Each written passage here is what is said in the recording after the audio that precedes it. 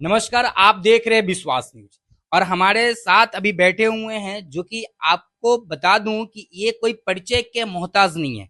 Already sir जो बैठे हुए हैं अवैसी जी का पार्टी से ऑलरेडी ये नेता हैं और काफी प्रचलित में हर टॉपिक्स पे बहुत अच्छे बताते हैं। तो चलिए इनसे बातें करते हैं। राणा रणजीत सिंह जी से स्वागत है सर आपका न्यूज। बहुत बहुत शुक्रिया बबलू जी, और आपको बधाई। विश्वास न्यूज़ की शुरुआत आपने की है और ये विश्वास जो आपने नाम रखा है, ये जनता और आप जो चौथा स्तंभ जो कहते हैं पत्रकारिता, उसके बीच विश्वास बना रहे इस गोदी मीडिया के दौर पे। ये मेरी शुभकामना है आपके चैनल। तो सर अभी आपने एक जिक्र किया कि गोदी मीडिया के दौर पे, तो आखिरकार ये पॉइंट आपने क्यों इस्तेमाल किया गोदी मीडिया?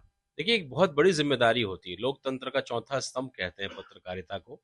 वो शुक्र है आप जैसे जो यूट्यूब के माध्यम से मीडिया का काम करते हैं, वरना जो आजकल जो सवाल सवाल कभी भी सरकार और सत्ता से पूछा जाना चाहिए। ये तो बिल्कुल आप आप सही। आप देखिए, आज जितने भी बड़े-बड़े चैनल हैं, आज तक हो, एबीपी हो, जितने भी टीवी पे जो चलते हैं, कोई सरकार से सवाल नहीं करता है।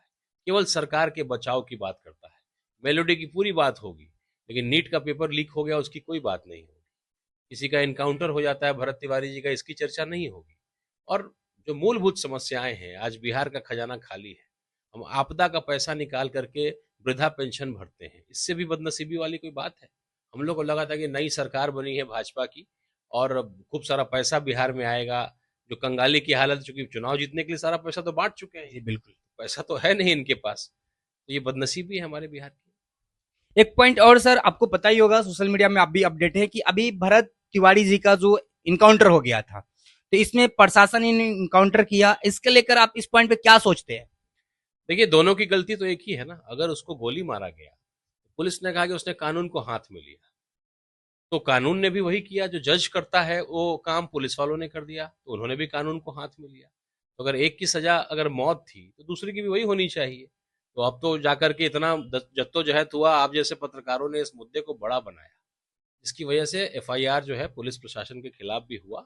ये मन बढ़ता रहा। कभी भी देखिए, अगर सत्ता का जो है अहंकार, जब भगत सिंह ने जा करके जब अपनी बात को रखने के लिए उन्होंने भी बम फोड़ा था पार्लियामेंट में, तब अंग्रेजी शासन ने भी उनको गोली नहीं मारा था, क्योंकि उन्होंने बम ऐसी जगह मारा था। इंटेंशन को देखा जाता है। कोई भी क्राइम होता है ना, उसके इंटेंशन को देखा। देखिए, बंदूक सबके पास है। हो सकता है कि मेरे ऊपर कोई अटैक करे, मैं गोली चलाऊं, तो शायद वो आत्मरक्षा कहलाएगा, मर्डर नहीं बिल्कुल कहलाएगा। बिल्कुल।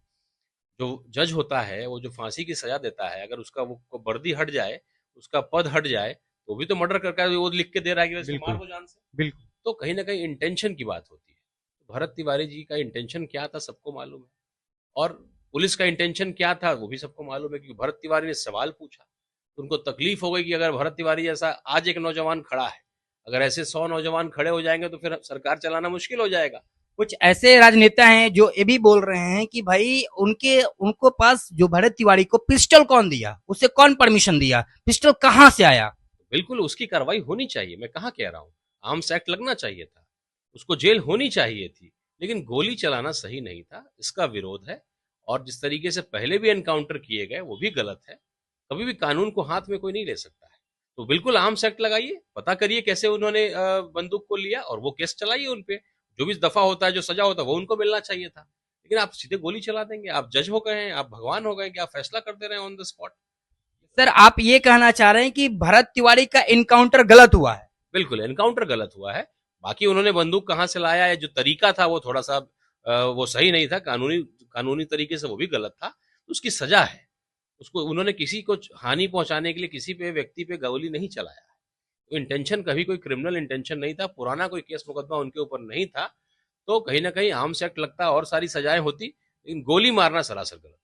कुछ दिन पहले मनीष कश्यप जी उनके घर पे गए हुए थे, तो उन्होंने एक अपील किया कि भरत तिवारी का जब इनकाउंटर हो गया और उनका जो घर वाले को जो क्षति जो हुआ, यानी इंसान तो नहीं आ सकते वापस, लेकिन गवर्नमेंट से वो बोल रहे हैं, बिहार सरकार से सम्राट सम्राट जो सरकार है उनसे बता रहे हैं कि भाई 1 करोड़ रुपया, 1 करोड़ रुपया और एक गवर्नमेंट नौकरी दीजिए, सरकारी नौकरी दीजिए। क्या ये कहां तक सत्य है? क्योंकि ऑलरेडी तो इनकाउंटर हो चुका है, कुछ ऐसा चीजें नहीं है कि उनको 1 करोड़ रुपया मुआवजा दिया जाए, सरकारी नौकरी दिया जाए, अच्छे अच्छे को नहीं मिलते। देखिए, वो परिवार उस तरह का नहीं है। उस परिवार के कई लोगों को मैंने देखा, सुना, पता लगाया।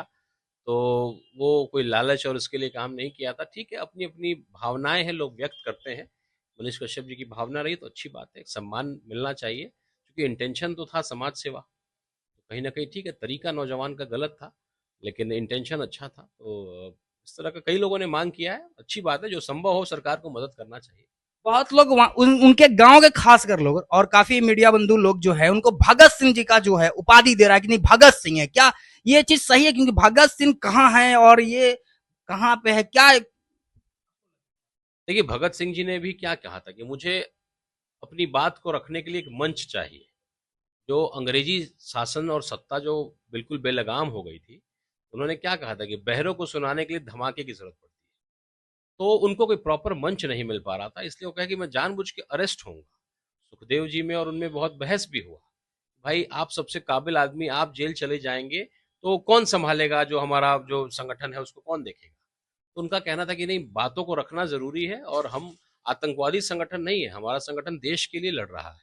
तो उन्होंने बम फोड़ा, बहरों को सुनाने के लिए धमाका किया, और जाकर के सरकार ने उनको अरेस्ट किया। और कोर्ट के माध्यम से जब अखबार प्रिंट, जब उनका वो सुनवाई होता था, उसमें मीडिया के लोग होते थे तो छापते थे उनके संगठन के बारे में, भगत सिंह जी के बारे में, उनके साथी जो थे चंद्रशेखर आजाद जी जैसे लोगों के बारे में। तो उन्होंने मंच के रूप में उसका इस्तेमाल किया। वैसे ही जो भरत तिवारी जी थे, वो एक मैसेज देना चाहते थे कि भाई आप लोग अब इसको सुधार करिए। जो केवल वादे करते हैं, झूठे वादे करते हैं, और गरीब का घर बह गया, पूरा का पूरा गांव बेघर हो गया, लेकिन उसके लिए कोई बोलने और लड़ने वाला नहीं है।